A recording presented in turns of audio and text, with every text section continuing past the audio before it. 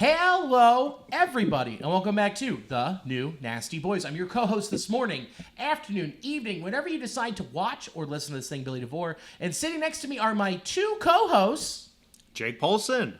And Chris Weir. What's up, Nasty Nation? Welcome back down to the Fart Dungeon. Good to have you here. What's up? All right. Yeah, 25-year-old joke.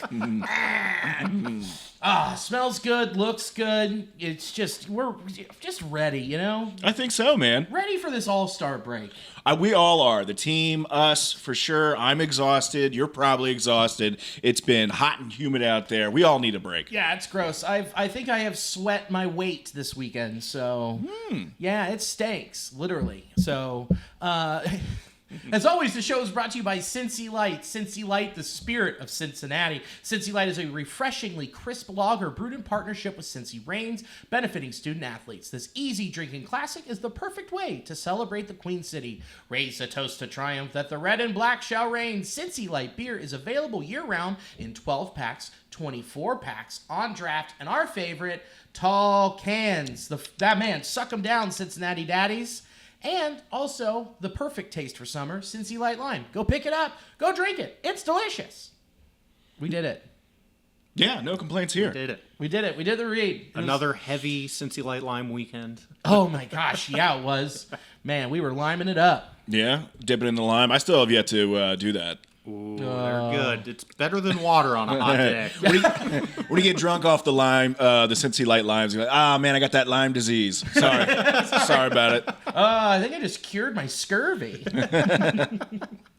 But no, that's what we did. How was your weekend? Or week? Or whatever? It was pretty good. Had a show at a brewery yesterday. That was pretty fun. Goes as well as like what most shows and breweries go. So nothing really to report there. Mm-hmm. What else did I do? Oh, I moved a bunch of rocks. I mean, I know I'm going to be super exhausted tomorrow, but we got a bunch of rocks we're wheelbarrowing down the hill.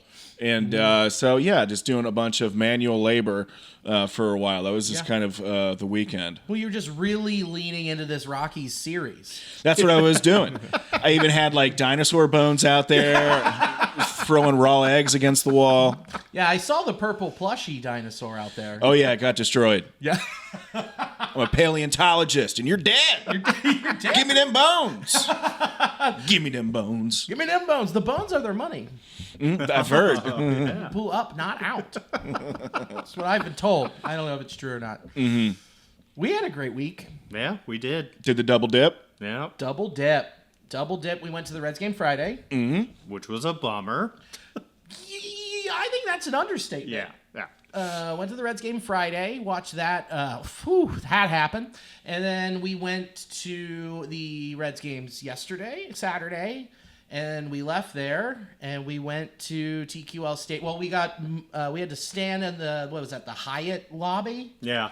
While the monsoon happened, because the match got delayed because of that thunderfuck of rain and lightning. Great silent auction in there, though. Yeah, there was. Really enjoyed that. Yeah. What were they auctioning? People. Yeah. Oh, wow. Silently. Interesting. Silently. It's like you couldn't make a word. They just had him standing on the stage and just shut up. This one, you want that one? They all passed on you like, Yeah. You look stinky. they smell bad. Yeah, that one's too gapped of teeth, you know? I'll buy it. Literally. Was it like really hot and then the rains came? Did it feel good? Oh, it was a monsoon. So you couldn't even enjoy it. It was like the light sprinkle. We're like, we can walk. This is nice. And then it just, boom. And it was just like, we're going in that door. No. They had like a really cool image from Punch-Out with Mike Tyson. Oh, that's rad. That was signed. Bob Greasy. Oh, a great Bob Greasy picture. And everyone was clamoring for it. Who? Exactly. The other Dolphins quarterback. Oh, okay. The one who actually won stuff. Yeah. That one.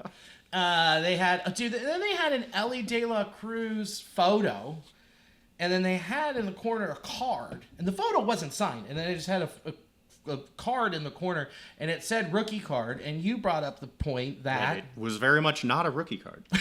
What was it? It was a prospect card. Oh, okay. Yeah, so like close enough, but Yeah, it's not a rookie card. Is it a valuable card because it's a mistake, or is it just like? It's not valuable. Oh, okay. Was even made up? Yeah, I can get you 10 of them right now for about $5. It's just like a really grainy JPEG that was clearly on computer paper. Yeah. Tops with only one P. The cut line goes like this. Yeah. It's like, okay, guy. It's like the kids here, they're auctioning off here. Cut this up. And that's why we didn't bid. That's why we didn't bid. Yeah, we had places to be. Yeah. So then we went to TQL Stadium, and it was the best first half of soccer I'd ever seen in my life. And then a real bummer of a second half. Yeah, where Columbus scored 2 goals and FC Cincinnati scored 0, so they lost 4-2. No, FC Cincinnati scored 1. It was just against themselves. That's right. It was an own goal. Yeah. What? I didn't know that. Yeah, dude. It was bleak. It was a deflection, and it was gnarly. Oh. Yeah, it was bad. They looked so good to start, like goal in a minute, goal in 5 minutes. And then they noonined it, and they just fell back and rested on their laurels and played sloppy up the middle and in the back line. That's so unfortunate when teams do that. It seems to be something. I mean, why would you go against what's working and then it's like, hey, opposing team, don't worry, we're going to switch up what you guys haven't adjusted to, and kind of just give you a different look. Yeah, sure. I think they also probably got gassed. Yeah, I mean, they were full sprint, full go, get those first 2 goals quick, and it was stretching the pitch. You know, it was like watching 2 Hail Marys happen. Really? Yeah, but and then you just fell to Columbus. It was such a bummer, man. How do you guys feel afterwards? Were you guys pretty dehydrated did you have enough limes in you? It was the triple D: drunk, dehydrated, defeated. Yeah, it was a pretty melancholy experience at the bar. Oh man, just that numbness. You can't even process how much you are of any one thing. Yeah, just blending together in a goopy gray. Yeah. Well, we weren't that drunk. I was just we had a good buzz, but it was just the culmination of all of those. I mean, Graham, friend of the pod, did a great job with the tifo, and it was huge. It was impressive. And he was texting he's like, I'm not even coming out. I'm going home. I'm probably not even going to the match on Wednesday. This sucks, and just high hate going on. Yeah. So everyone kind of dispersed, and it's like, well, we've had a long day, and we need AC and more beers. Yeah, AC specifically. Yeah, specifically just to dry it out. Yeah, and so we can actually enjoy the beers. It's like, all right, it's been almost 12 hours of just sweating. Can we make this stop now? Yeah. Good. So, yeah, man, and it was good. It was good. It was disappointing that it wasn't like both win. Yeah. That we only had 1 win to celebrate out of those 3 games. And you weren't even in the stadium for it. No, we left early to go to TQL Stadium, and then the rain happened. And then it got rain delayed. Then it got delayed. Looked like fucking idiots out there. Morons. Good Lord. It was such a bummer, man. But, oh well, we did it. It was your first one. Yeah. So I enjoyed myself. Yeah, that's the only one this year. Oh, is that right? I thought you said there was another one. The problem is that the games are at the same time. Oh, yeah, that is a problem. That is a problem. And they're both very important games for each organization. Okay. FC Cincinnati's playing Philadelphia at home, and the Reds are playing the Cardinals at home. Oh, wow. And so I know which one we're going to. Yeah, I'll be at the Cardinals game. We'll be at the Cardinals game, just booing and flipping them off. Throwing toasted raviolis at their head I brought from home. Yeah. Old ones, too, so they hurt. Like frostbitten. Yeah, they're still frozen, bud. Yeah, uncooked. Ha-ha. Yes, I brought these into my cooler with dry ice. These ain't getting warm at all. So, yeah, dude. And, yeah, it was good. But, well, so. I'm glad you guys made it back all right, you know? We made it. Yeah. Licked our wounds. We're doing okay. We licked a lot of stuff. Been there. Just going around being like, you're next, buddy. Dibs. Ooh, salty. Well, we should probably talk about baseball, huh? Let's do it. We really gotta get it together here, and I gotta stop licking stuff. So, we're gonna start with this. The New York Mets in their most recent gaffe, the Lumineers concert at Citi Field. Mr. Met took a little bit of tumble. Basically, what the Mets have been doing this season is the opposite of what they've done with Grimace. Is this just more of what's going to come for the rest of the Mets season. It seems like it's just not going well across the board for them. Yeah, that's not a good look when you go on the IL at a Lumineers concert. It was too much for me. Oh, that sweet melody took me out. Oh, yeah, Mr. Met on the 60-day IL with fractured pride. Yeah. Dude, it was bad. Like, he missed the tambourine, and then he picks it up, and then he just misses the edge of the stage and tanks it. I mean, walks clean off the end of that stage. Clean off. And, dude, Mr. Met looked like an asshole. Yeah. Like, it wasn't the full Mr. Met uniform. It was like a white shirt with the suspenders and the like dyed pants, and then the Mr. Met helmet. So he just looked like an asshole from 2013 who judged me for ordering a High Life and not one of their signature cocktails. Yeah, it didn't look like a legit Mets mask. It looked like a mascot you'd see like in Times Square. You know, a few feet shorter, definitely like, oh, that's not licensed at all. Yeah. Hi, I'm Sir Wets. Yeah. No, I don't want to buy your mixtape. Yeah. Yeah, man, that's brutal. I mean, his head, the good thing for the helmet or the actual head, it probably covered up like the bruise inside there because it probably swelled to at least that size. Have to. Yeah, Mr. Met now has CTE. But, dude, they go from last year having the Rizzler throw out the first pitch, you get Grimace, and you put a seat in there for him, and this year it's like they had no, that was last season. I was going to say Haley Welsh was last season. But this year it was, Dickie Lovelady? There's something else that we talked about, too, with the Mets. They tried to recreate the magic, and it was bad. But They should have never signed Juan Soto. Amen. It's all downhill after that. Yeah. Signed him to a $9 billion contract for 137 years that involves his offspring also playing for the Mets. Yeah, we saw him at the silent auction. Yeah. Mr. Met Soda. Mr. Yeah, dude, that's a bummer for Mr. Met, but we wish you all the best. Sorry if you tore a labrum or something like that. We know how rough that can be. It's real. Yeah, we all know about it. We're all playing on the IL right. We're all playing through it right now. He got that tambourine wrist. Oh boy. So yeah, I just thought it was pretty funny. Because it was pretty funny. It was hilarious. Dude, I just watch it on repeat. Just the head hitting. I could watch it 10 more times. Still just be as funny as the first. Yeah, just sync up the tambourine sound with his head hitting right there, and you got fucking TikTok gold. Yeah, It's it's a new gonna be hit track for the Lumineers. They need it too. That's going to be remixed eventually. I think so. Him falling down, tambourine. Dude, I'm listening to or watching so much more just like America's Funniest Home Videos, like style funny stuff. Yeah. That's like my comfort zone now, is watching people fall down. It's just so hilarious. You don't want to know my FYP. It's dangerous. Oh, really? It's gotten bad. Okay. It's, it's like I'm on TikTok and I was swiping and I'm like, that's why there's no longer touring freak shows. It's all right here. Yeah. It's just little people doing fun stuff or coordinated dances of people in wheelchairs. It's brutal, dude. I can't open it in public. I have to be on the couch in shame, just like, oh, look who Superman met. Yikes. That's a whole lifestyle, brother. It sure is. And it needs to not see the light of day. I will discuss it. I will not share it. My likes on Instagram and TikTok are private. So, whew. We're really getting it today. Yeah, I think so. We're crushing the baseball talk. We're really doing it. Also, All-Star Game coming up on Tuesday.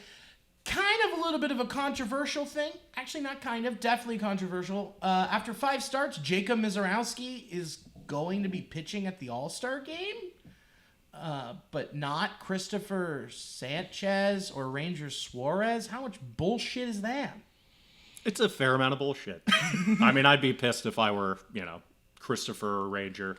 I'm only going out there earning it all season on one of the best teams in the NL, and to see a kid get it. Yeah, just out of nowhere. Yeah. And it felt like Graham Ashcraft wasn't in the conversation for lack of innings for a while, and he put in 5 starts in his entire MLB career. And again, we know like the All-Star Game is really meaningless. It's mostly just, a feather in your cap situation. But we got to put up like a little bit more of an effort here. This seems to be a little bit silly. Well, it also goes back to what we talked about was the incentives. So Christopher Sanchez, in his contract, if he makes the All-Star team, gets a $50,000 bonus. And the Phillies stepped up and gave it to him. They were like, "Here you go." And You're an all-star in our eyes. In our eyes, you're doing great. Yeah. You've earned this. Here you go. Nice. I know an organization that wouldn't do that. All right. But yeah, it's crazy, dude. Trey Turner came out and said, "What a joke. That's fucking terrible." I mean, that's terrible, dude. And Nick Castellanos said, "It's turning into the Savannah Bananas." If it was turning into the Savannah Bananas, they would have a field competition. But I do agree with just saying, like, yep, there it is. Yeah. Yeah, it's turning into less of a sport and more of a sideshow. I understand that. And I mean, I'm glad that they had these comments just because it's pretty entertaining. But also, I think they will hopefully review why this is the the impression that this is giving to actual players. So maybe they will do a bit more correcting. Do we got Steele Hall. The Reds just drafted Steele Hall shortstop, Hewitt Trestleville High School, Alabama. They took a high school player? I'm surprised too. But he's he's a toolsy guy. He's toolsy? Yeah. What? He's got all five? This was as far as position, this was a very deep high school shortstop draft. And the Reds love shortstops. Yeah. They really do. I mean, they can transition in a bunch of different spots. Yeah, that's what they do. They just draft athletes. So is he more power or is he more just contact? It's contact over power, but everyone likes there's a lot of projection for the power. Okay. Yeah. And I believe he's staying at short, and if not, then he'll be a decent defender somewhere else. So Second. Yeah. Third. I mean, he could be a pretty sizable guy. Again, he's 17 years old. Yeah, But he dates anywhere. He dates the coolest senior at his high school. I'm sure he does. He's dating a grade ahead. And that is definitely something you see in the metrics. Exactly. This Yeah. will really play out well. Yeah, you can see it in his trunk angle. How fun. So, okay. So, yeah, we're just a guy that we're not going to see for, at minimum, 5 years. Yeah. So we'll see what happens. In 5 years. If we'll all still be here. Or if professional baseball is still a sport. Or it's just all Savannah Bananas. We'll still be locked out. Yeah. Yeah. We even locked out Little League fields. Yeah. We're locking out all of baseball, damn it. That's how the owners are. It's just, sorry, Timmy, you're fucked. We got to figure this out. You're at an innings limit. So congrats to him, who we just drafted. Steele Hall. Great name. Steel Hall and Oates? Sure. Steel Hall of Justice? Hey. Now we're talking. Yeah. Remington Steel? Hall? Okay. All right. That is a very specific reference. Do you know about Remington Steel? A little bit. It sounds familiar. 3 seasons. You can do a backflip. That's pretty cool. Yeah, that's important. Yeah, that's very important. Yeah. 3 seasons, NBC, Pierce Brosnan was on it. And he basically played like a James Bond character. And that role helped him get the role of James Bond. Wow, that's quite a deep cut. I know. You might have to overhaul that joke. Hey! I'll go fuck myself. So yeah, back to the All-Star chit chat here. Yeah, so hopefully they correct it a bit here. Take these quotes into consideration from actual athletes and see if they can't do something to maybe make it mandatory to have something in contracts where you make X amount of dollars if you make the All-Star game. Just have incentives for the players. No, those are in there. Yeah? Well, okay, then we're fucked. It's a Savannah Bananas from here on out. Yeah, it's bullshit. I mean, they're just trying to get people to tune in to something that people usually don't watch. Right. Even though it is the best All-Star game in all of sports. Yeah. No one gives 2 fucks about the Pro Bowl. Okay, the NBA All-Star game is a joke. The Pop-A-Shot Championship. Yeah, exactly. And then they're like, the next team to score 20 points wins this whole thing. It's like, what? Why are we just... Okay, whatever. Yeah. NHL All-Star game, no one cares. The skill competition's great, though. Yeah, do love it. And that, yeah. I kind of wish they did that for baseball, but again, it would probably also be viewed in the same way from pitchers. Like, yeah, I don't want to go out there and show how accurate my arm can be, like throwing, a cutoff throw to home, or it might be something like that. I used to look forward to doing that, like for Knothole when they had those competitions. Yeah. Did you have the center field to the garbage can at home? Yeah, dude. I won. I think I won that one because it was my first actual medal trophy, and it was for best pitcher, but I think it was like a targeted thing, like throwing from the lip of the grass.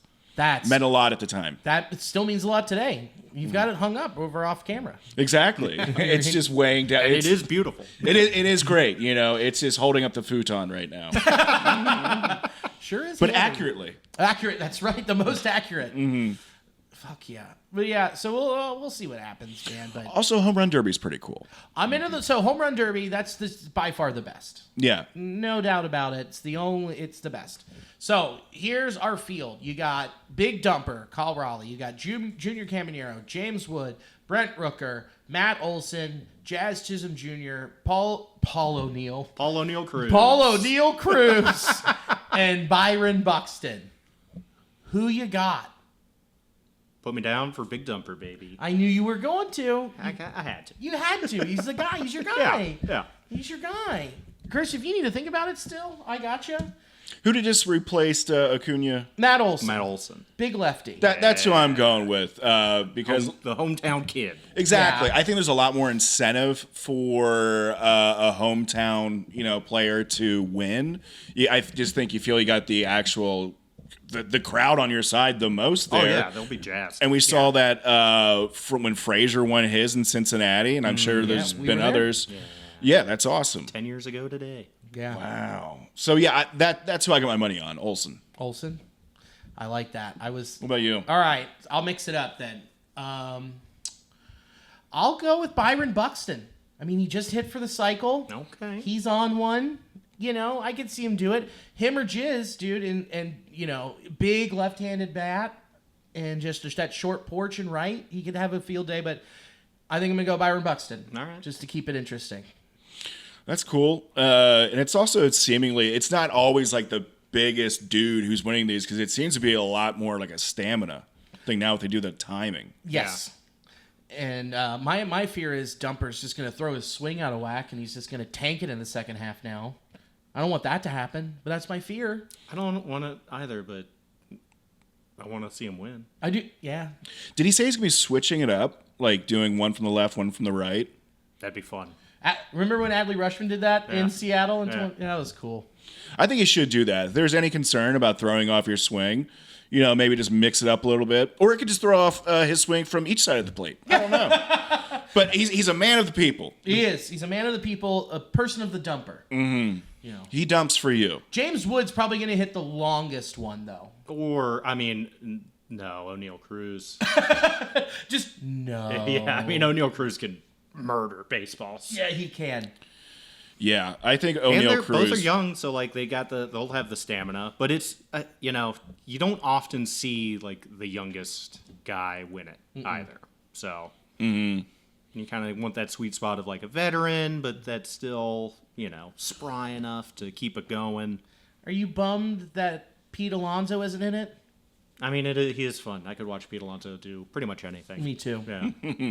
I will say my money is on O'Neill Cruz to completely cold cock one of the kids in the outfield trying to catch balls. Yeah. If they are still doing that this year, what are they waiting for? Are they waiting for like the worst thing imaginable to happen? Oh, probably. It's baseball. That's also one of the other things I like to stay tuned for. It's for the home run derby is for like inevitably a kid gets hit with a ball, and it's also the same with like NASCAR watching. It's like a wreck is very possible at all times. I thought you were about to say the same thing with NASCAR. We're just waiting for a kid to get hit. Yeah, exactly. Run out of the course. Yeah. Get ran over. Oh my gosh, he's trying to chase that car. Why is there a crosswalk? Help that woman with her groceries.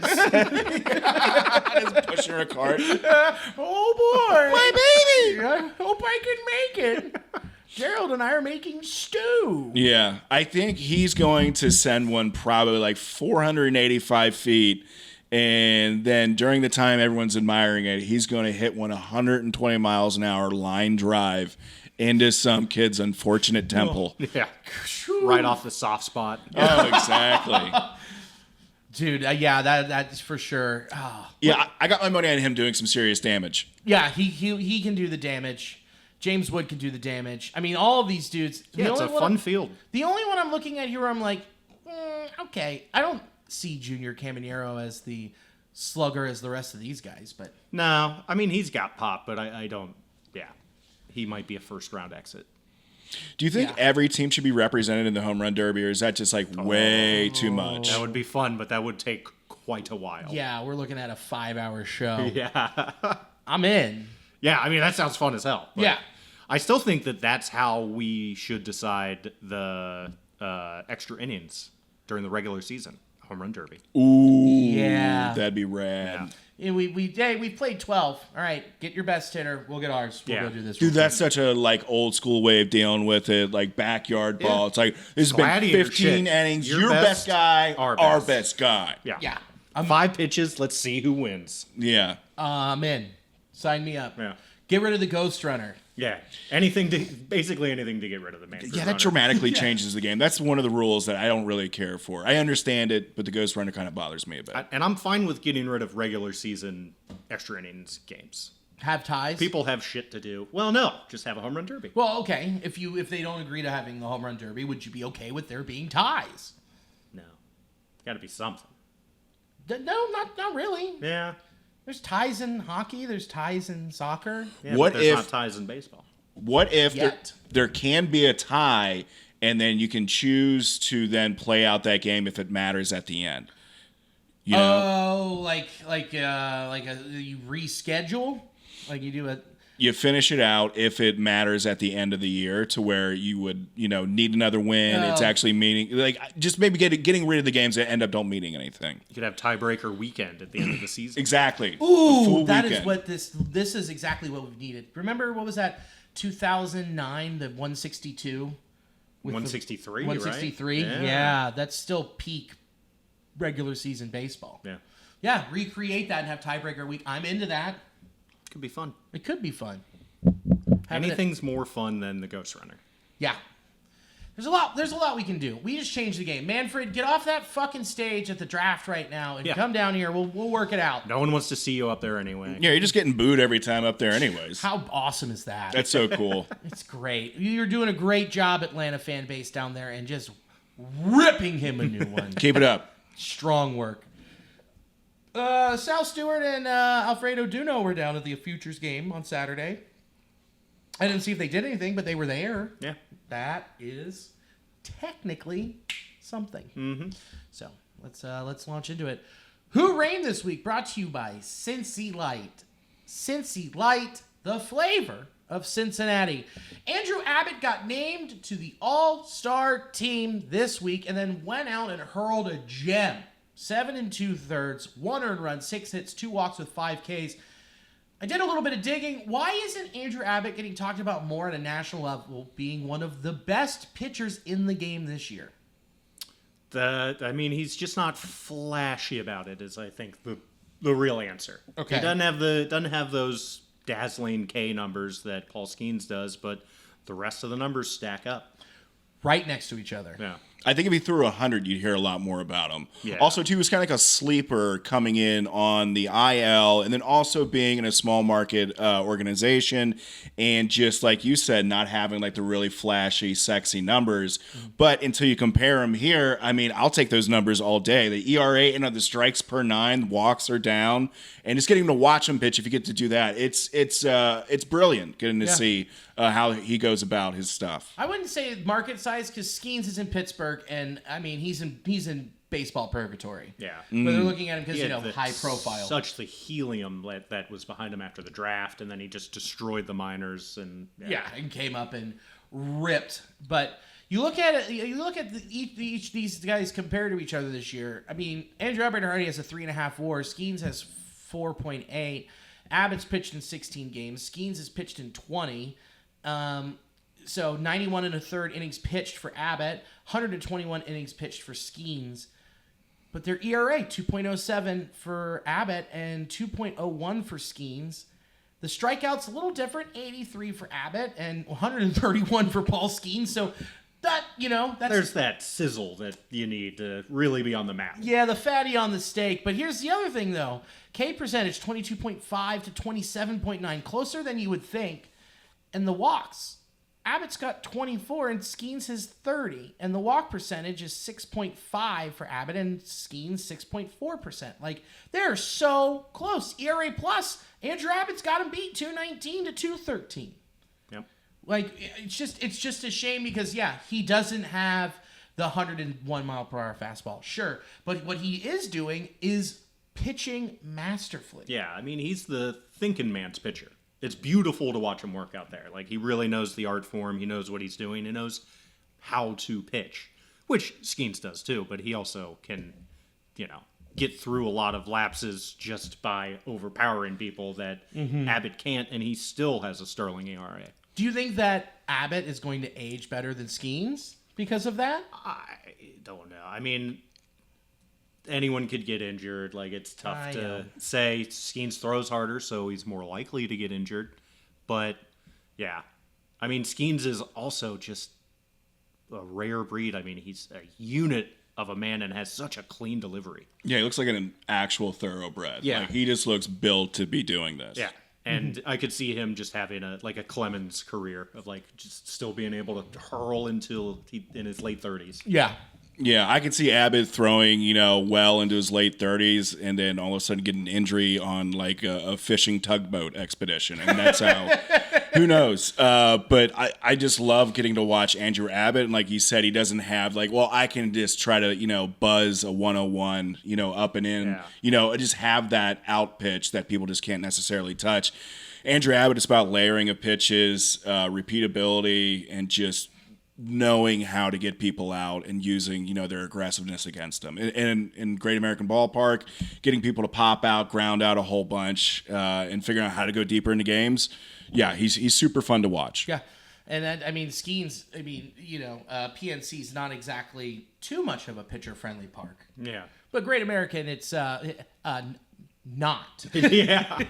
And he's doing this. So I kind of give him the props there, but it's just interesting, and I hope that he maintains this in the second half, and then you're having a realistic conversation of him being top 5 in Cy Young voting. Mm-hmm. That's crazy, but that's awesome. That's great. And I do think if he continues to pitch like this, there's gonna be a lot. You can't not talk about him. Of course. And what's interesting is with all the heat that Hunter Greene was getting at the beginning of the year, and then he gets hurt, and Andrew keeps going, it's almost like they're switching spots in that. It's like at least one Red's getting thrown in there and still in the conversation for Cy Young with how good the starting rotation is and how great Andrew's been. So we've always been a pro Abbott podcast, and we're even more pro on getting the word out there. Yeah. Seriously. He deserves the recognition. He sure does. Looking at his last start, which I'm pulling up the chart. You went past it. I did. Yeah, it's a legit Cy Young campaign at this point for Abbott. Yeah. Yeah. What else can he do, really? Just a couple more strikeouts. That's about it. Mm-hmm. Yeah. The cutter, he's throwing it a little bit more. He threw it 14 times against the Fish. He had 5 whiffs and 9 called strikes on his fastball. In the changeup, 5 whiffs. Curveball, 3 whiffs, and just so much weak contact. It's just... he was dotting it. Yeah, and he's putting it right where he needed to. Doing this in June and July when it's really hot and muggy out here and balls fly, and he seems to be getting better. But similar to the way he pitches during the game, he seems to get better and better as the game progresses, and he's been elevating his game each and every start, seemingly, or at least heading in that trajectory. Yeah, and August. The big bugaboo with him has always been shoulder health, and can he finish the season? And it's the same with Lodolo, and it's looking like, dude, keep this up and keep at it. Yeah. You're gonna do it. Yeah. You're gonna do it. And that was a big goal for this staff. And that is something that staff and DJ need to hang their hat on. Mm-hmm. Absolutely. So let's look at the other guys who started games. Let's take a look at Brady Singer. 5 innings pitched, 2 earned runs, 7 hits, 1 walk, 3 Ks. Not great, but serviceable. The problem you got here is that he got fouled off into oblivion 23 foul balls. Why is that? Can't put him away. Bingo. Because his slider ain't doing it anymore. Yeah. No, and there's not like a dramatic. I mean, I guess there is with his sinker and his slider. He primarily uses those two pitches, but if there's a bit more differentiation in terms of the speed, maybe or something, but he's just not getting those swings and misses. He's like 88, 89 on the slider, 92, 93, 94 if you're lucky on the fastball. Yeah. So you're not. You're not fooling anybody when you're tunneling the same shit. Yeah. And for the most part, I like where he's putting the slider. It's just a weak offering right now. I mean, it's not doing it. Nope. And it's this just, I think, and then you look at him against the Rockies, 9 Ks, that's bullshit. It's the fucking Rockies. Yeah. No, I'm just throwing out that line. The 3 earned is more of a problem. Yeah, exactly. And the one walk, come on. So I'm just throwing that out. I think, can we all say that we have given up hope that he's not going to return to who he was in March and April? Yeah, but he is still who we traded for. And, I mean, he's out there giving us serviceable starts. And that's the guy that we went out and got. Yep. I mean, That's the word. It would have been, I mean, he was looking so good to start the year, but has seemingly lost all the gains from that first few months. I mean, maybe he's just a little gassed. He could use the All-Star break just as much as anyone, I'm sure. Yeah. But, yeah, it's looking like he is still the Brady Singer that he always was. Yeah, he's 99 innings pitched already on the year. Yeah. I mean, that's what we got him to do. Yeah, we got him to be a workhorse. Yeah. Yeah, give up 3 or 4 runs, and that's it. But you need to get to 6 innings. Yes. Yeah, I think you said precisely the word serviceable. We know kind of where he's going to be at. He always falls in around his medium level performance, and his high watermark I just think is April and May. So yeah, it just sucks. He's just I don't want to get into it. I don't want to start talking about like, what if you have a playoff rotation? I don't want to do that because then it's just, I feel like I'm wasting breath. And then Nick Martinez against the Fish. 5 innings pitched, 10 earned runs, 7 hits, 3 walks, 2 Ks, 3 whiffs. And then he went out against the Rockies, 5 1/3, 5 hits, 2 earned runs, 1 walk, 3 Ks. He needs a break. Yeah. He's tired. He's been pitching a lot. He's a lot within starts and relief. Yeah. yeah, dude. Yeah, he just got cooked. He was serving it up against the Fish. Bummer for him, but we've been using him so much. You see how valuable he is. Even a guy like him is going to get tired. And he went into the high 100 pitch count, chasing that no-no, and I mean, it's been a long season for Nick. Yeah, I'm just now looking at it. He's already had 105 2/3 innings pitched. Mm-hmm. Healthy. Whoa. That's a healthy number. That's a healthy number with a healthy arm, but bro. Yeah, and he's going back and forth between starting and being in the bullpen too. So I'm sure there has to be some sort of, toll paid for that. Yeah. Sure. I mean, I'm sure there's a mental fatigue. I mean, replacing your bullpen sessions with actual bullpen outings, that's got to be exhausting. Yeah. I mean, you're preparing when you didn't need to prepare, and it was his choice. Like, it's not like they made him do it, but No. yeah, I'm sure he could use a break. But he's also going, thank you for the qualifying offer. Yeah. This number's nice. So Yeah. I want to throw. I want to give you those high innings. So that way when I move on next year, that's going to look really good. Mm-hmm. Yeah, man. I agree with all of that. I figured I'd just be reiterating what you guys were saying. And I do feel like there is a bit of a mental toll at least played into by flip-flopping back and forth. Bullpen starting and just the way you prepare as a starter, when you're going to how many pitches it takes for you to get warmed up and go through day by day. Bullpen entirely different. You know, so you got to figure out when you can get your work in and if you're going to be possibly starting, 3 days from then. How can you do that? Right, and you just don't know what's going to happen after the All-Star break, and we'll kind of get to that a little later. But let's look at Nick Lodolo, dude, against the Fish. 6 innings pitched, no earned runs, 3 hits, no walks, 4 Ks. Dude, he had 3 whiffs on his curveball. He had 7 of them called for strikes, 3 whiffs on the four-seamer with 4 of them called for strikes. That is peak. Yeah. I didn't even think that the curveball looked like particularly sharp that day either. It was still good, but he back-footed a couple of them. Yeah. But outside of that, he was just throwing strikes, pitching to contact. And not even using his, like, he had 25 curveballs, 25 four-seamers, 24 changeups. He had 3 whiffs and 1 called strike on the changeup, and the changeup has been his best pitch this year. Yeah. And he didn't even really have it cooking either, and he still had this outing. Yeah. It seems nice to see. It seems like he didn't have too many mistakes as well. You can see, just looking at the changeup here, there's nothing over, like, high up with the changeup. So you see he's just kind of stacking those pitches up. So to me, that at least gives me confidence that he was tunneling very well and just had he knew an area where the pitch was going when he's throwing it. So yeah. Ton of strikes. I mean, Pounding. just filling up the zone. And just getting weak contact. And now he leads the team in quality starts with, like, 10? Mm-hmm. Whoa. I think he's getting more comfortable with this new version of himself. Right. I agree with you. And the most important thing out of this new version of himself, along with run prevention and generating the weak contact, is his health. Yeah.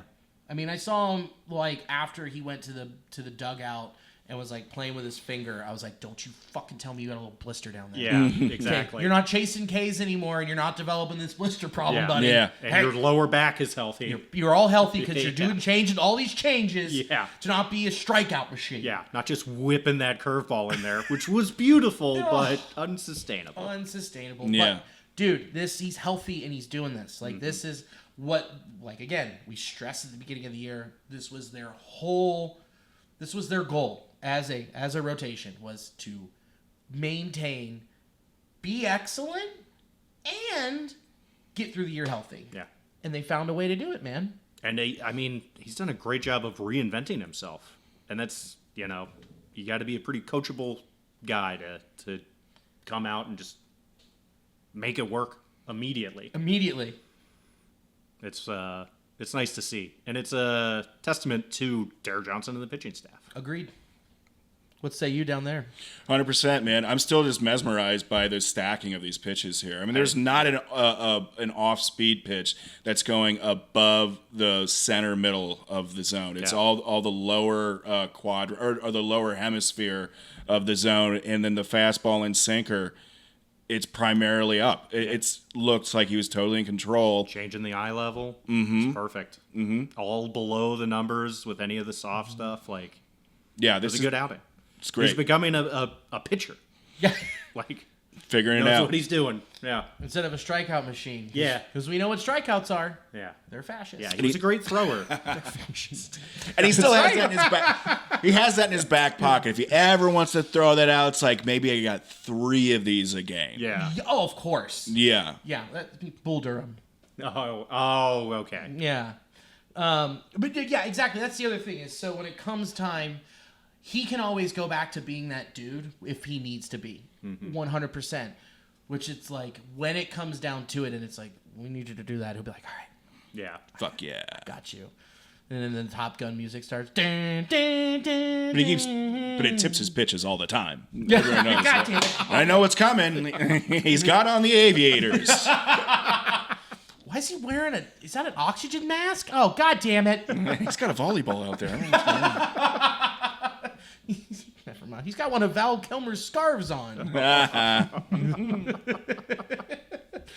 But yeah, it's just so cool to see that, and I'm excited to see down the stretch when it's like when they really need to lean on these guys, and if he needs to get that huge punch out that means a lot, and where his head's at and where that headspace lives. Yeah.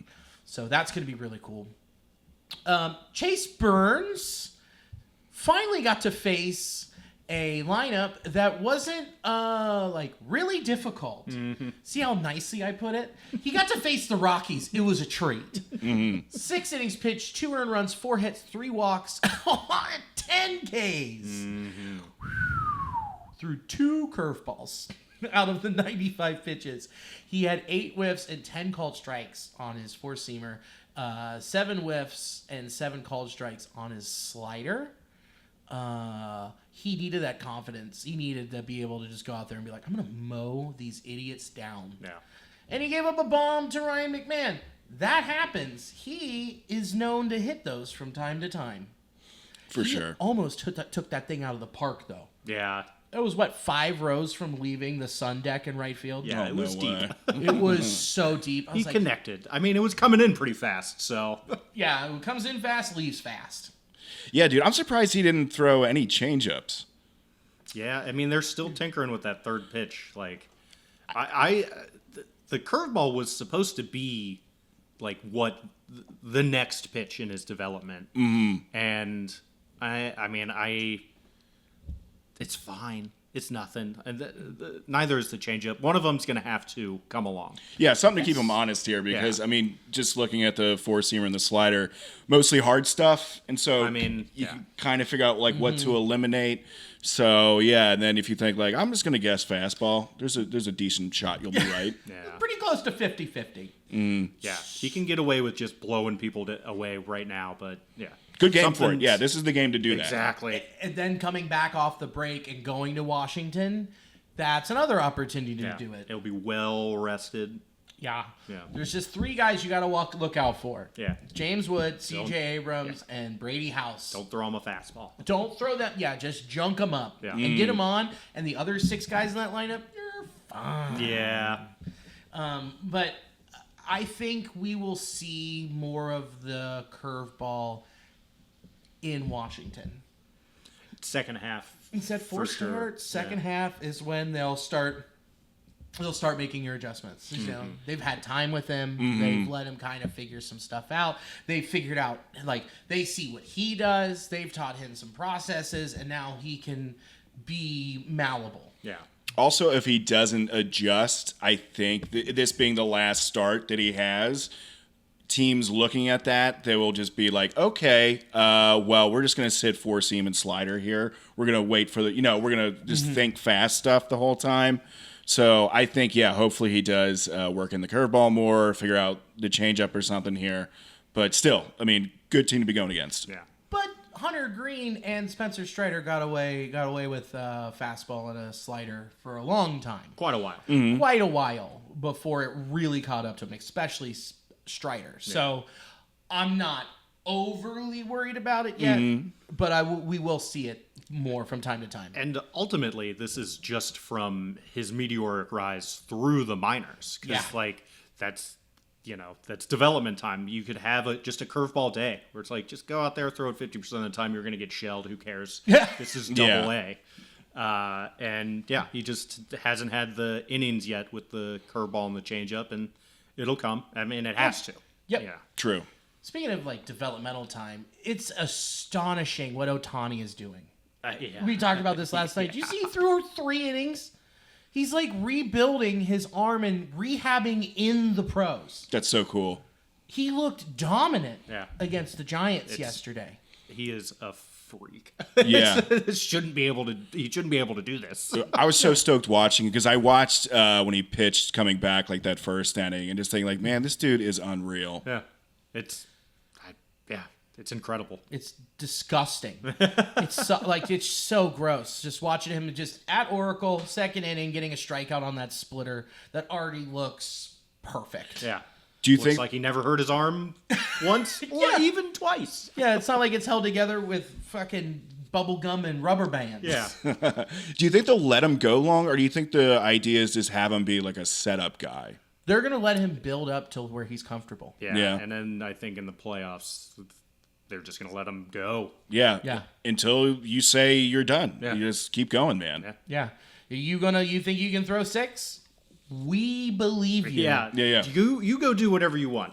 That's why we're giving you more money than God. Yeah. Because they're paying for 2 premier positions.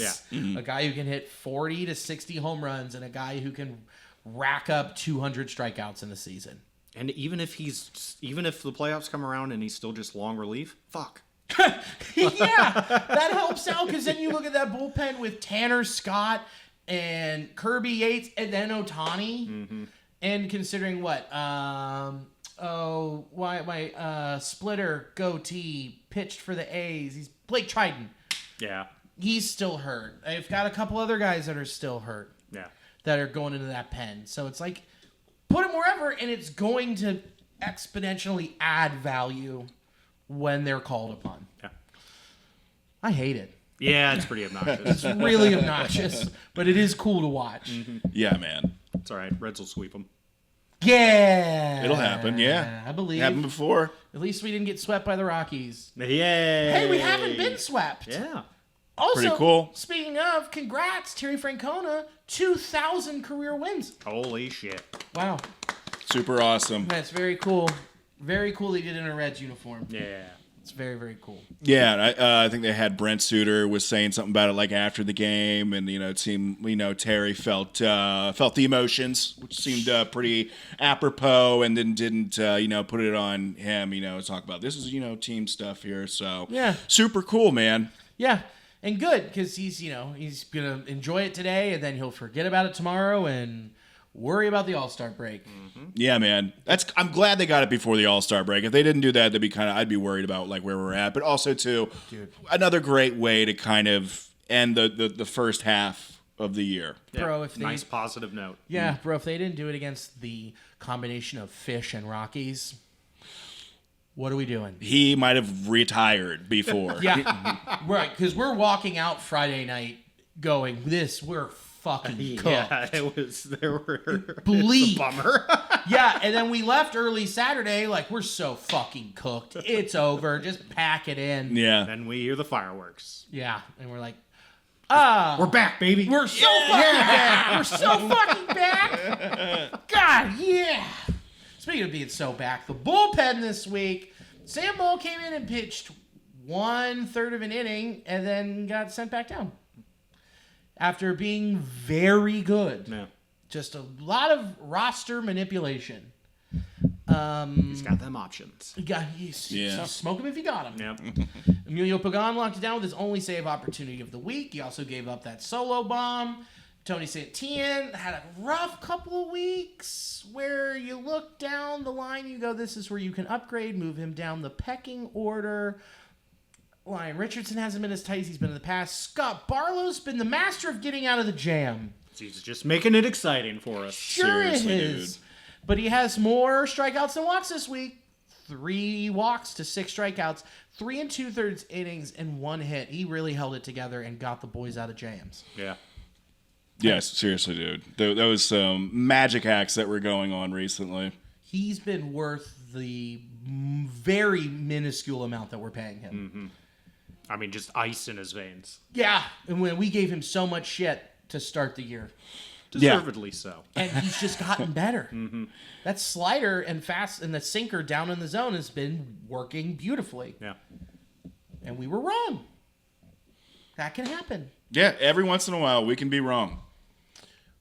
Taylor Rogers has not pitched much the past month. Yeah. He's this week 1 inning, a hit, no walks, 2 Ks. I mean, if the Reds make moves, is he like a DFA candidate? It's a lot of money to give a guy to walk. Yeah, I mean, I think they already ate their DFA allotment this year with Candelario. I wouldn't. They might.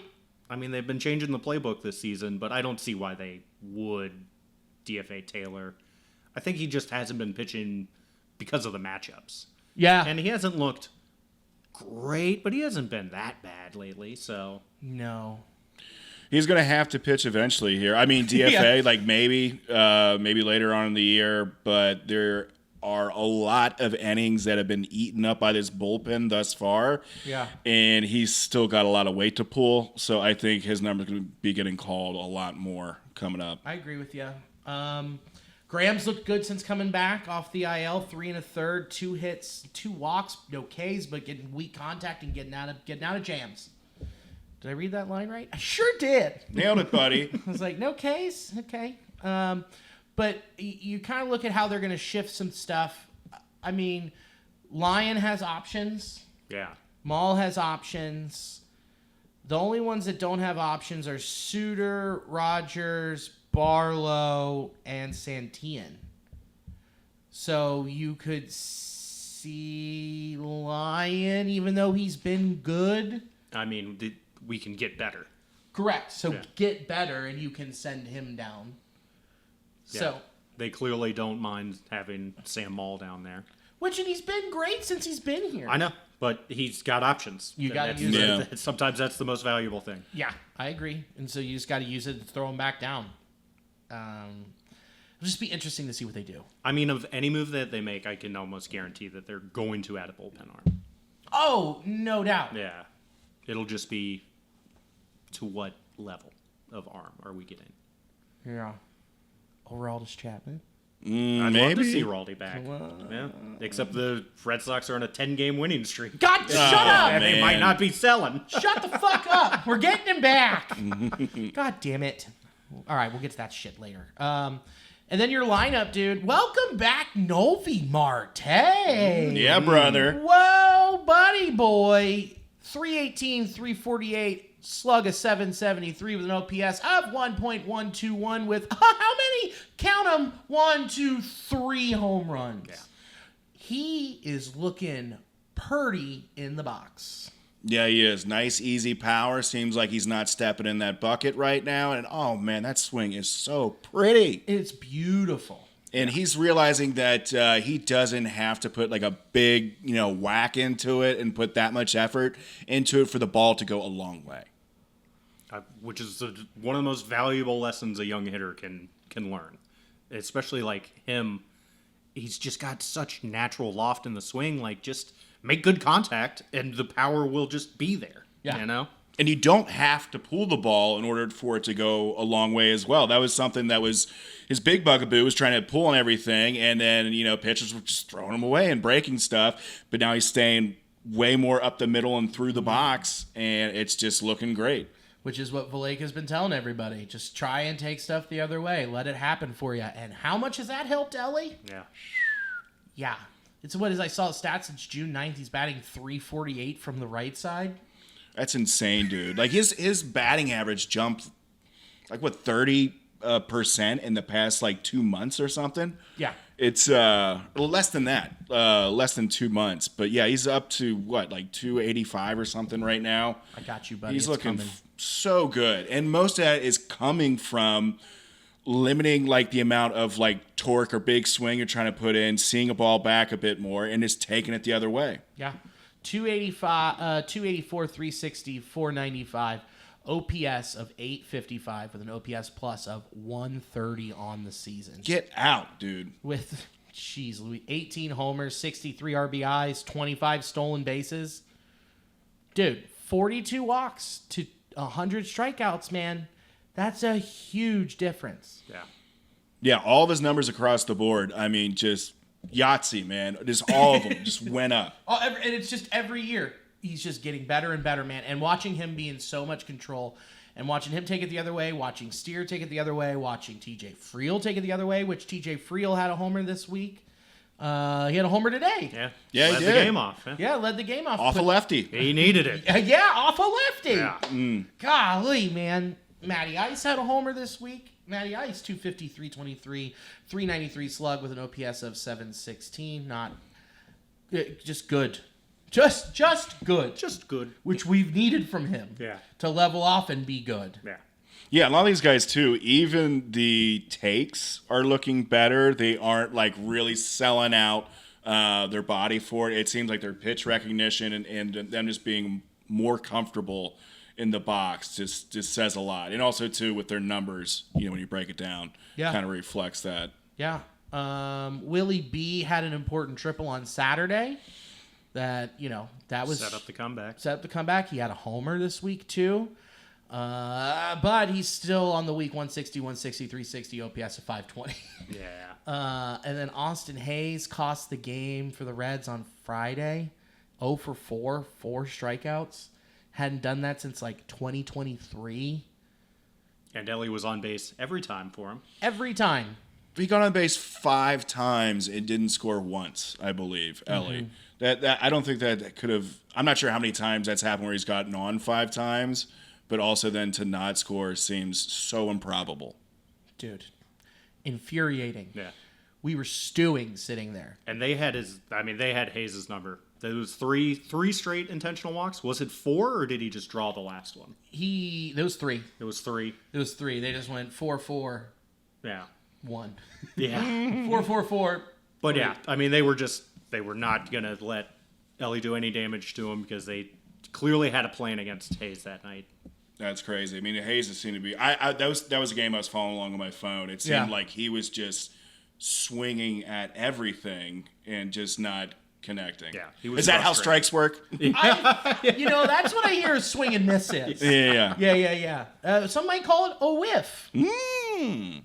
Yeah, but historically bad day for Hayes. Yeah. But then he followed up with back-to-back 2-hit games, and I mean, right back at it. So just a bad night for Austin. Yeah. It's going to happen. Bad night for Austin. That's the first time this year, though, that he's been dog shit and it cost them the game. Yeah. I know.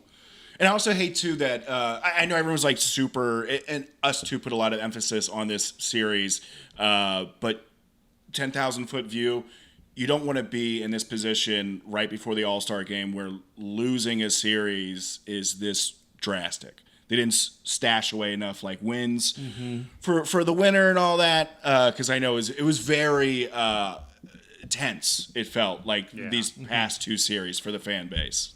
I mean, Terry even said it in the postgame where Terry isn't a guy who focuses on the future or the past. It's right now. And then you move on to tomorrow, and then that's it. Yeah. And he even mentioned like how important these 2 series are. Yeah, I think the boys have put a lot of pressure on themselves, and that's why they sort of stumbled out of the gate against the Marlins. But the Marlins were also on a heater, like I said, for man. sure. But it's a team that they should be able to beat. They should, but that's a team that a lot of other teams should have beaten. Yeah, but they also lost to them. So that is baseball. No, I mean, Kyle Stowers is a menace right now. Bro hit 2 homers today? 3 homers. 3, that's right, 3 homers. This is also another reason why having veterans on the team can calm the nerves a bit entering these really high-stakes series that you can and should win, if not sweep both of them. I think having that additional presence, on the field where Terry can't be to kind of calm the storms. Oh, 100%. So, I mean, you got Jose Trevino, who's been there with the Yanks, going to the World Series last year. Austin Hayes going to the playoffs with the O's in 23. But Trevino's mostly like with pitchers, I feel, and he's out there, but I feel like his interactions have mostly benefited the pitching staff. And sure. Hayes too, but like he's not a proven commodity. But yeah, the veterans that we do have. Hayes, Trevino, Stevenson, maybe even a little bit like at this point. But I just wish there was like an everyday player that was, out there for him. I know. That was a veteran. It's almost like this team, if it had 2023 Joey Votto on it, then you'd be big dick swinging. Yeah. But, all right, we'll just jump to it then. So the Reds right now, at this very moment, they are... come on. Here we go. Right now, at this moment, the Reds are 2.5 back in the wild card. It's crazy. Crazy. They're 50-47. This is where they needed to be when we started the year. We talked about if they're floating around 500, even if they're close to 500, it's a win. If they're over 500, that's a huge win. And they're within spitting distance of getting that wild card spot. So I think the front office knows. I think that the team knows, management, every level of this franchise knows they need to go in as much as possible at the trade deadline. Be a little irresponsible because when you're this close and you didn't do it in 23 when you had the shot, you got to do it in 25. And you got to do it while Ellie is still dirt cheap. Yeah. So... you're going in and you're talking about a veteran presence and someone who could be on the field every day. I think we're all in agreement. That person should be a Eugenio Suarez. Love it. Good vibes. Bring it back here. That checks a couple boxes. Veteran presence, power bat, and is out there, not a platoon player. Going to be out there, playing every game when healthy. Yeah. And there's a couple things that we could do to then shift over and cover right field, but I think you have some thoughts on that. Yeah, I mean, you can put Geno at third. You can move Nolby to first, and then you can put Steer in right or left and have Austin and those two swap spots. I mean, that's how you have that, and you don't have too much of a roster crunch because you just have to send down one more person. I think you would end up sending down...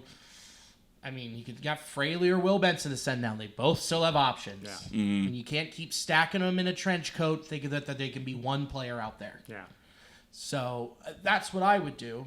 What would you... Yeah, and you could even dabble with Marte in the outfield as well. Still young and athletic. He's got a good arm. Just having Geno around, I think, would do wonders for the clubhouse, for these young players. He would be such a great influence on them. Yeah. You know what it'd be like for him to come back? It's like when you wake up in the morning and you've got, like, you put on a new pair of boxers, and then next on the floor, next to your bed, is the pants you were wearing yesterday that are still clean with your belt around it, wallet, keys, everything in there, and you put them on. It's exactly that feeling. Yeah. It's like, oh, this is perfect. Here we go. Just I hit know the ground this works. running. Yeah. I'm still a fan favorite here. Yeah. Wherever I go, they love me. Yeah, I mean, yeah, that's true. What's the package going to have to look like? You know the farm system better than the both of us. And what is it going to take for a guy that's a rental? Yeah. That you're going to have to give up that you were competing with the Yankees for as well. Yeah. And if the Diamondbacks even sell. I think they really should, but... Well, they can. What they can do is they keep Perdomo at short and they put Lawler at third. They Yeah. need to play Lawler. Lawler's out. He's injured.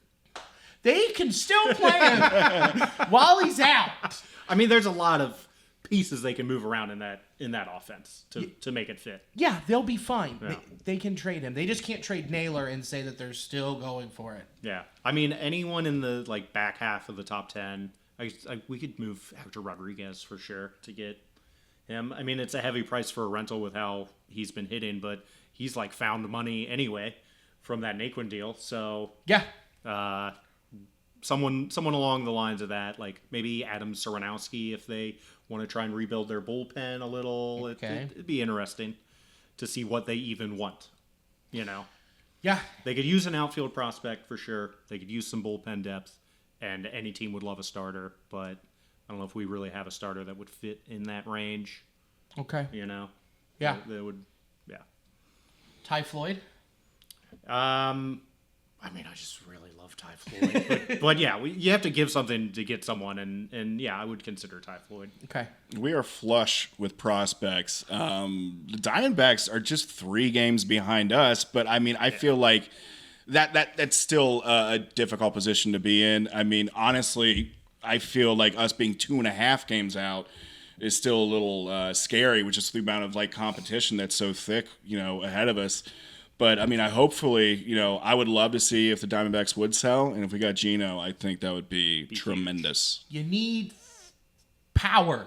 Yeah. We do. And there's really nowhere else to get at this trade deadline. No. I mean, are the Angels going to sell? No. Yeah. And do we want anyone? Yeah. Taylor Ward's just kind of more of the same, and he's so streaky. Yeah. It's just, to be reacquiring Jay Bruce. And I love Jay Bruce, but he just disappeared for 2 months and then carry the offense for the next month. Jorge Soler? Yeah, I mean, if he's available. The nice thing about our remaining schedule, too, is that we get to play the teams ahead of us in the wild card race quite a bit.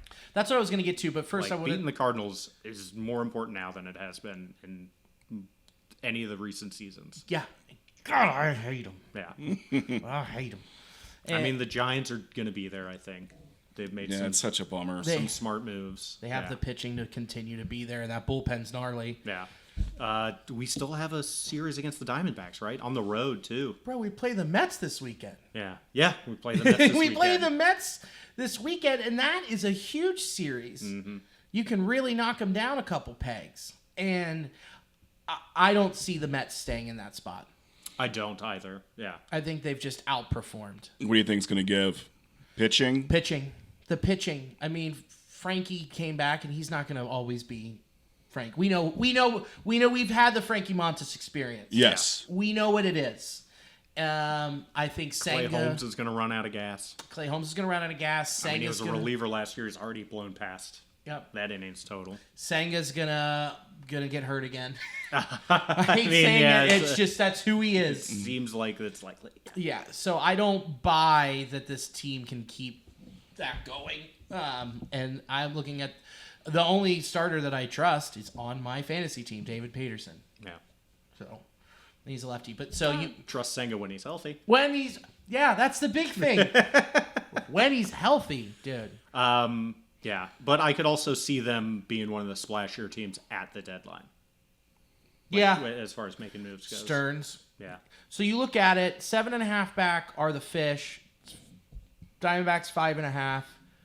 Braves 9.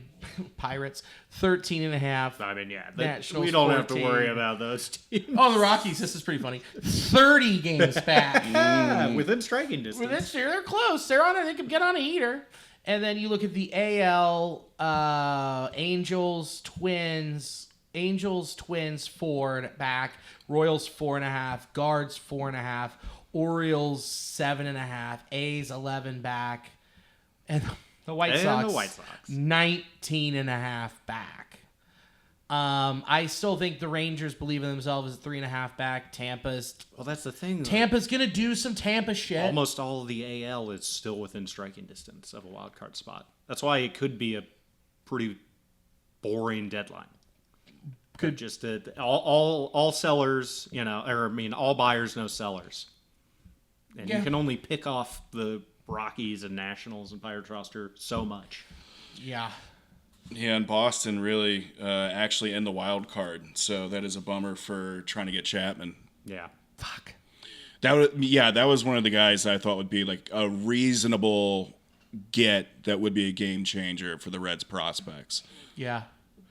I mean, there'll be relievers available. I mean, we could scoop Bednar off of the Pirates. Mm-hmm. Rockies have some relievers. I mean, I don't know if they really want any of them.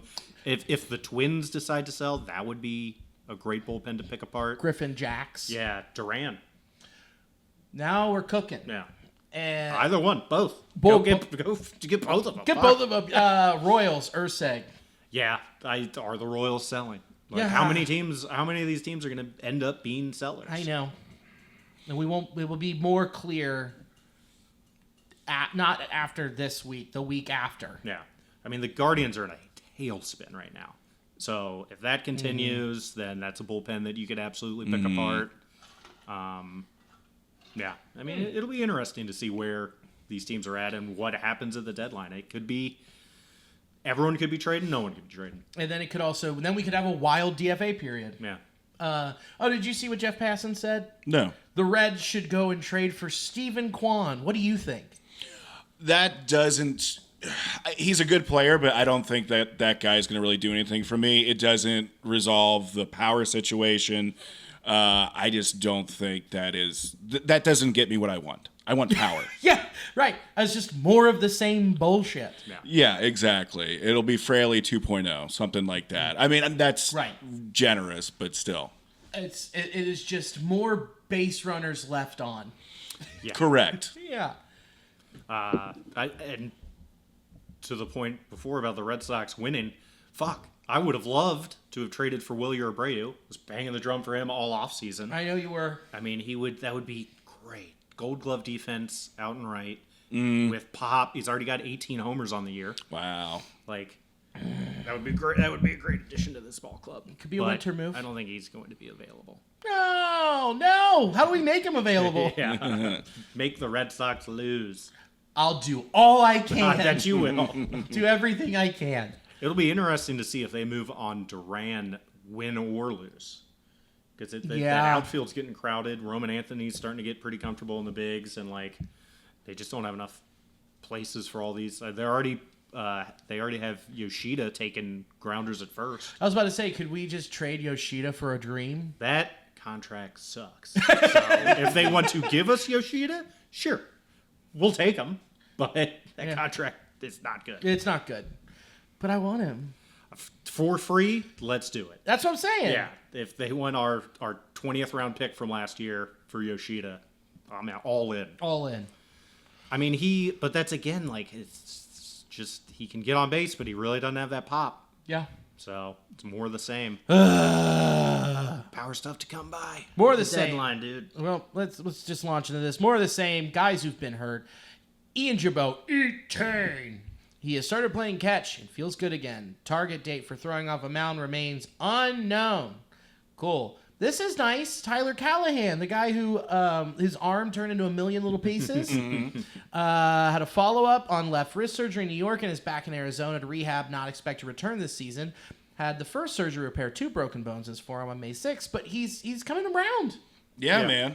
Good for him. That really sucked, that injury. But at least we're getting some positive updates on him. Bummer about the wrist surgery, but hey, man, again, your wrist shattered into a billion pieces. Yeah. Oh, boy. I mean, if he can have a healthy offseason, that's nice. Maybe even get into the Arizona Fall League, like knock the rust off. Yeah. It's nice that even though we're not going to see him again, he's already on his way back. Yeah, pulling that McLean. Yeah. Wade Miley has resumed playing catch and is going to try to return at some point this season if it's possible. Supposedly, that flexor is just the inflammation went down and it's not too bad. Which means he's going to go out there and throw, and then he'll get on the mound. He'll throw 3 innings, it'll snap, and then his career's over. And then he can be a coach for us. Yeah. Another veteran presence, man. That's another. I mean, our pitching staff is pretty flush, I think, compared to everyday players with some veteran presences. And he was great. Yeah. And him hanging around with Lodolo and Abbott. I mean, he's great. Teach him how to be crafty lefties. Pick his brain. Yeah. He's a great guy to just have around. Same with Martinez. I mean, just really helping the younger guys. And I think you've already seen that with Abbott's next step this year. So, I say Carson Spires. You say Spears. He threw 3 2/3 innings on July 8th, and then he threw on the 12th. I didn't take a look, but he seems less impinged. Nice. There we go. So another guy that we can throw in that rotation of come up, go down, go up, come down, go up. Okay. Rhett Lauder is still rehabbing his oblique strain in Arizona. He has not been able to do more advanced baseball activity. So, just want to call it? This is looking like it's just not going to be Rhett Lauder's year. Still time to get back on the mound and get some development in, make sure you're healthy. But, yeah, it seems like he's not going to factor into the big league club this year. No. See you fall in Arizona. Yeah. It's such a bummer because I was really looking forward to having this guy in the rotation. He just looked like he had ice in his veins last year. Such a great thing to see a prospect come to fruition, and he just slotted in so well in that rotation seemingly. But, yeah, bummer. There's no point in forcing him to really up, the regimen here, just to eventually wind it right back down, almost immediately. Yeah. So hopefully he'll be have a lot more juice in the tank for next year, and hopefully nothing else goes wrong for him this season. Let's hope. Let's hope and pray. All right. This is kind of just infuriating. Hunter Greene. He's back in Arizona. He's rehabbing and doing a throwing program. What the hell is going on? Like, he had a strain. He restrained it, and then the MRI came back clean, so now he's just throwing again? Like, what? I don't understand the holdup. He needs to come back after the All-Star break. That was the plan. That's what we thought was going to happen. We thought at worst he might not get back until after the All-Star break because something happened, something showed up in the MRIs. But that hasn't been the case, but he still isn't coming back. And he already got a second opinion from his doctors in Los Angeles, I believe. Yeah. And so it's just a little confusing, more than a little confusing and irritating. We know we don't want to force, especially something like a groin or an oblique, because that can be a really daunting thing that can sneak back up on you. But I'm not seeing a reason. I'm just confused of why he hasn't pitched yet. Yeah, the lack of clarity is bewildering. I mean, the quotes from the team haven't gleaned any information on it. I just don't know what he's doing. Yeah. Aside from posting pictures of his wine cellar on Instagram, I don't know what he's doing. Yeah. Oh, baby. What you said with the quotes from the team makes sense. Because Terry came out and said, and this is from Mark Sheldon at MLB.com, we don't really have a roadmap. We've kind of talked a ton with him. Yeah. Is a folksy, wild sentence. Yeah. Where you are playing that banjo sideways, my friend. When you ask a guy to go out and pitch and compete and give it his all, he's got to feel confident that when he lets it go, he's going to be okay. So we want him to get to the point where that's the case. He's the only one that's going to know that and tell us. That's going to bat. Yeah. So it sounds just like does Hunter mentally feel comfortable and safe enough to throw to where he's not going to have any sorts of negative feelings? Yeah, and that's Right. it's not a great mindset to have in professional sports. Like, No, you're never 100%. yeah, especially a pitcher. And especially now we're 2.5 games back out of a wild card spot. Yeah. And then how many starts did you not throw because you weren't? Yeah, Right. There was talks of him starting today, and then now he's like restarting this entire Process. rehab program that they don't even know what the program is. Right. What is the program? We have no idea. Where do we throwing? tune in? Yeah. Yeah. We're just where do we tune in? What's the channel? Which streaming service am I supposed to fucking use? Yeah. Dude, and Jake Fraley has played the past 4 years with a torn labrum. Mm-hmm. He got a shot and he's back out there. No one is healthy. Yeah. I mean, you just don't get to be healthy. It's Sorry, professional pal. sports. Maybe take a little bit off and don't be max effort all the time. Yeah. Very true. I mean, I hope there's nothing else going on physically, or maybe there's just some thing that Hunter Greene has in his head that isn't being met from the Red standpoint and expectations, or maybe there's something else going on. I don't know. I'm just very confused. Yeah. I mean, digging into that quote, and it's only a few sentences long, so like, take it with a grain of salt. But it sounds like there's a communication issue, and it sounds like it's on Hunter's end. I mean, he's the only one that's going to know that and tell us. Like, that's the last sentence, and it sounds like it's just Hunter's got to be a little bit more open through this process, and Yeah. yeah. And Terry did the right thing by standing up for his guy. Yeah. And Well, they've talked a ton. They've talked. Hold on. Kind of a ton. I want to say it correctly. We've kind of talked a ton with him. Yeah, I mean, that says a lot just right there. We've kind of talked a ton. Yeah. Yeah, that kind of is doing a lot of heavy lifting in that statement. Now, that kind of is on a great program. Yeah. It is rehabbed, my it's friend. Strong groins on that kind of. So what do you think? Do you think he's going to come back after the All-Star break and be throwing? Do you think we're going to see him back in the National Series? Yeah, I mean, I don't know. Like, what is this throwing? Is he just doing a bullpen session and then he'll make another minor league rehab start? Or is he actually back to square one with the rehab program? Right. Like, I just don't know what throwing means. Because the last time he did this, they just bullpenned him. Yeah.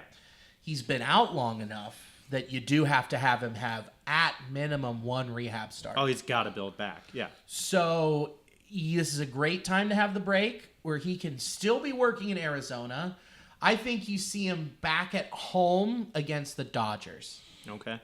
That would be my best bet. I mean, that's still a close window, you know? I agree. It is a close window, but It seems realistic if it's just in between his ears. Yeah. But he still has to just, gear shift a little bit. So hopefully they can figure out through these lengthy conversations over the All-Star break what a program looks like to get him back on the mound. Yeah. And they implement that right away, have one rehab start, and then, hey, we're going to schedule you for one of the Dodgers games. Yeah. yeah, which is, you know what? That is a high level, how do I put this? It's a spotlight series. Absolutely. It's a one that it's going to be sold out most of the stadium. It's going to be one that the nation's watching. Mm-hmm. That's going to be one for him that he's going to want to make. Yeah. It's that That's a polite way to put it, as saying he's going to want that for his ego. Sure. Hopefully he does. Hopefully he wants it for the team. Yeah. Well, that would be ideal. Yeah. But we've kind of talked a ton about it. But just as an athlete, you want to have that mentality of like, no, that's my game to win. That's a big game. It's supposed to be me on that mound. I love that attitude. Yeah. But if he doesn't, I just don't know. If he's not out there for the Dodgers series and isn't going to be out there the next one for the Braves, then what the heck's going on? Yeah, and that puts it past the trade deadline when you have to figure some stuff out quick. Yeah.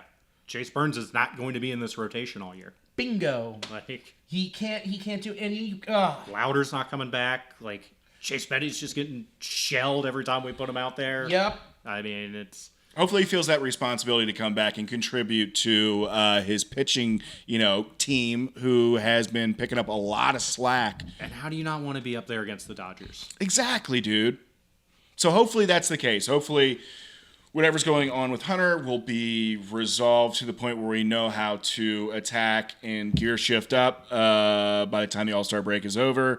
And hopefully he's throwing a rehab game probably around the National Series, something like that, and coming back to start for one of the games against the Dodgers. Yeah. I was looking at this. This was a couple weeks ago. There's someone that pitched. Here it is. Someone to keep our eyes on, too, is Brian Van Bell. If I'm right here, if I look at his game logs, he recently had a hell of an outing in Louisville and has been continuing to have good outings. Yeah, dude, July 10th, he had 6 innings pitched, 6 hits, 2 earned runs, 1 walk, 6 Ks. He also had one at the end of June, 6 innings pitched, 2 hits, no earned runs, 1 walk, 1 hit by pitch, 7 Ks. I mean, most of these, you throw out that July 4th one where, maybe he was drunk. July 4th. Yeah, exactly. You throw that out, and those are all great-looking starts. Mm-hmm. Yeah. I mean, June 4th, 7 innings pitched, 5 hits, 1 earned run, no walks, 5 Ks. Yeah. He's made some adjustments that are working, and he's a guy that you could see next up if Hunter continues to not be ready. Mm-hmm.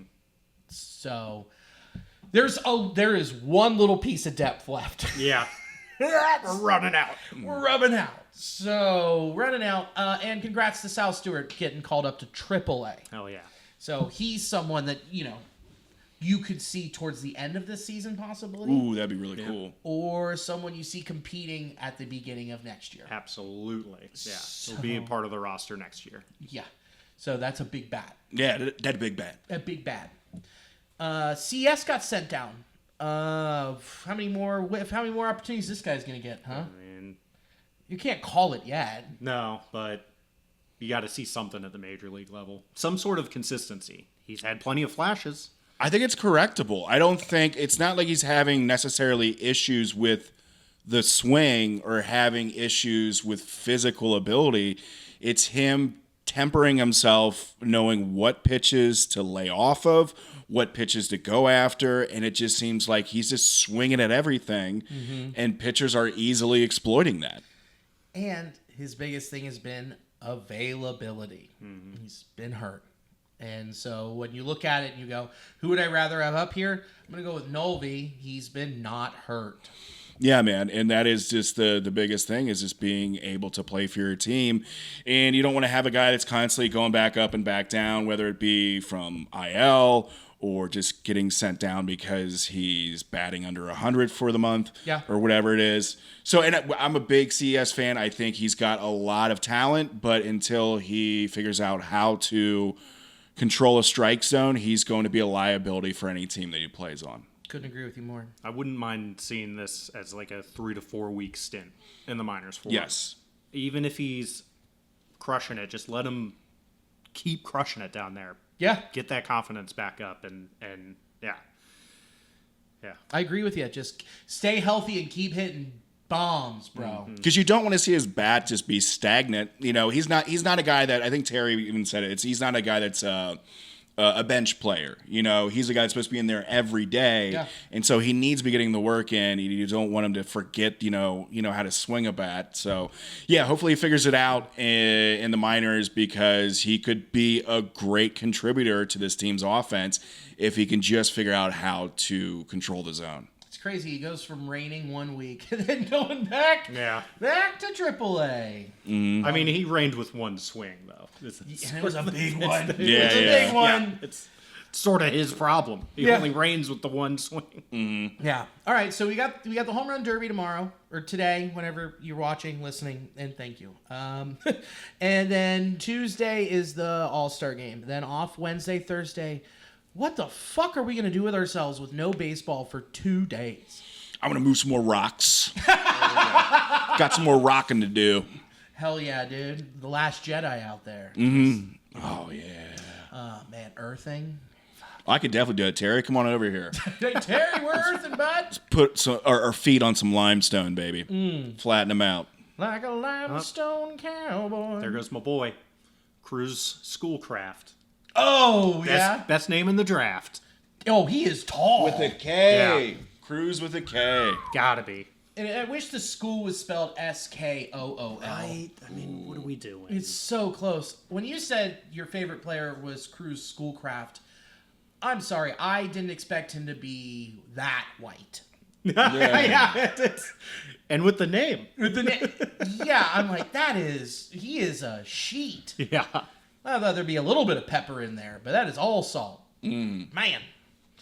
Okay, all right. So we're going to figure out what to do Wednesday, Thursday, probably go see Superman at some point. And then at the Mets for 3, that's Saturday, they're retiring David Wright's number.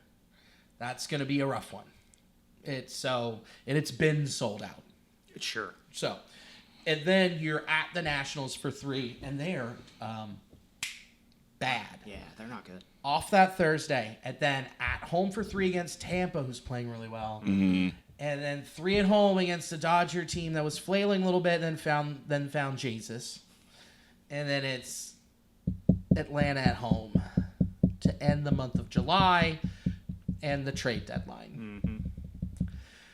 I mean, these are still some winnable games, except for that Dodgers series, which will probably sweep them. Yeah.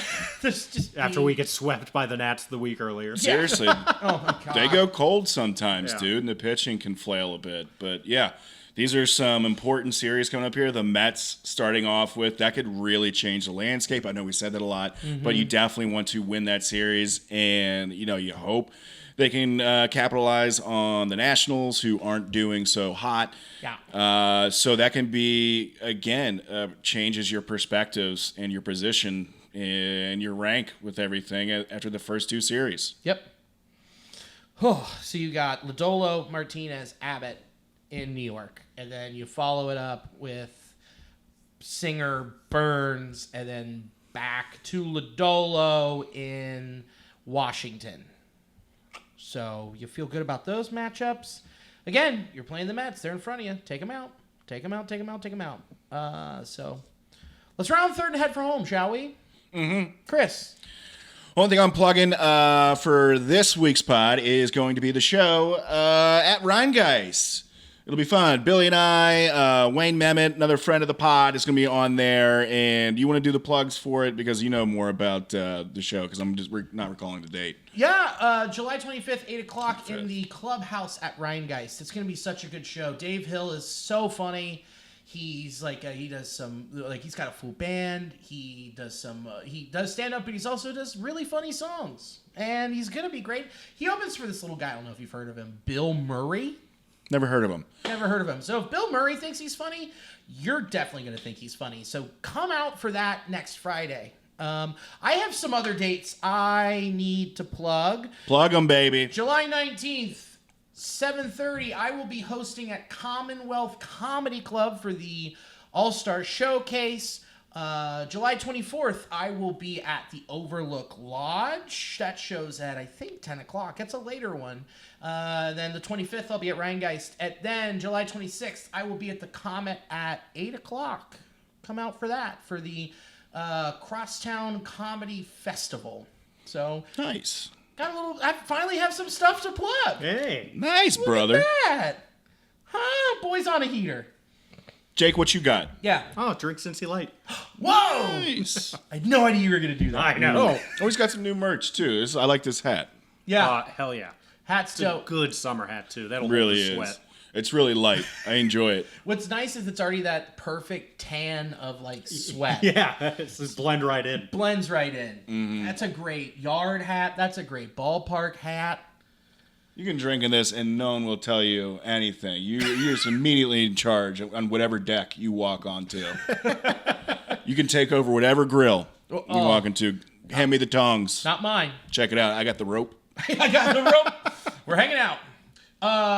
Dude, also this weekend pretty sweet was $4 beers, $4 sodas. It was $4 16-ounce cans. Yeah. Wow. Love it. It helped with Friday's game a lot. But Yeah, it was pretty fantastic. So, thanks to Sports Drink for hosting the audio of this podcast. Appreciate ya. They're a comedy club in New Orleans, so that makes sense why we're a part of their network. Check out In the Clutch, promo code NASTYBOYS. Get some cool stuff. There's going to be some cool stuff coming out from the All-Star Game and the Home Run Derby. We put up some pretty sweet Jacob Misiorowski shirts. So if you're into the Mizzler, you can get on that. We also have our Terry Francona 2000 wins collection up there on In the Clutch. So use the promo code, get that shit. Thanks to Cincy Light for being a delicious sponsor. Yum, yum, yum. Cincy Light Lime. Drink it up. And thanks for having us on the Fart Dunge. Yeah. absolutely glad to have you guys down here, and you all as well. So, and as always, go Red Legs! Go Red Legs. Go Red Legs.